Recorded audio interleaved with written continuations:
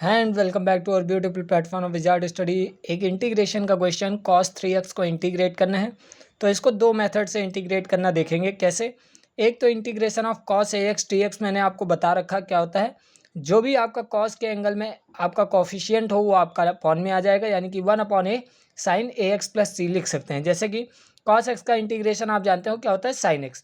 वैसे ही अगर यहाँ पे एंगल में कुछ भी कांस्टेंट दिया गया तो कांस्टेंट आपका डिवाइड में आ जाएगा, यानी कि 3 दिया गया है तो 1/3 sin 3x प्लस सी हो जाएगा। ये पहला मेथड है। दूसरा मेथड क्या है, आप क्या कर लीजिए, यहाँ पे cos 3x का इंटीग्रेशन करना है तो 3x को t मान लीजिए, 3x को t मान लीजिए, डिफ्रेंशिएट कर दीजिए विद रिस्पेक्ट टू x। यहाँ से 3x का डिफ्रेंशिएशन 3 आ जाएगा और dx की जब वैल्यू निकालेंगे तो dt के अपॉन में 3 आ जाएगा।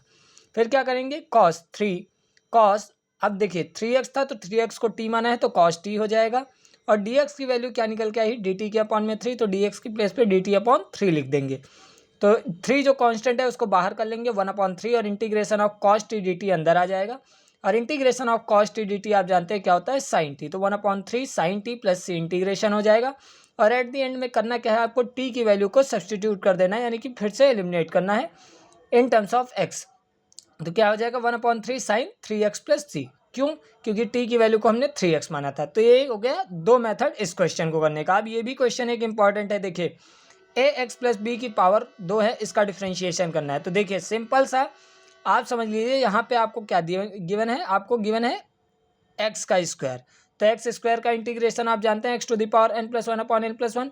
वैसे ही यहाँ पे 2 पावर है तो 2 में +1 करेंगे तो 3 हो जाएगा, और अपॉन में भी क्या हो जाएगा 2 + 1 यानी कि 3 हो जाएगा। लेकिन मैंने आपको ये भी बताया है कि अगर x के साथ कोई वेरिएबल है, कोई कॉफिशिएंट है, तो आपका अपॉन में आ जाएगा। तो जैसे यहाँ पे इसका इंटीग्रेशन अगर इसका डिफ्रेंशिएशन करेंगे तो क्या हो जाएगा 0 हो जाएगा, लेकिन इसका डिफ्रेंशिएशन a बचेगा। वैसे ही इंटीग्रेशन में a क्या हो जाता है, अपॉन में आ जाता है, तो 1/a to a x plus b की पावर 3/3। तो इंटीग्रेशन क्या हो जाएगा 1/3 a x प्लस बी का क्यूब प्लस सी।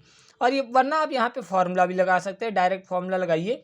तो क्या होता है ए एक्स प्लस बी की पावर n का फॉर्मूला होता है 1/a एक्स प्लस बी की पावर n+1/n+1 प्लस सी। ऐसे ही क्वेश्चंस के लिए हमारे साथ बने रहें, मिलते हैं अगले ऐसे ही शॉर्ट्स में, तब तक के लिए सब्सक्राइब करें। धन्यवाद।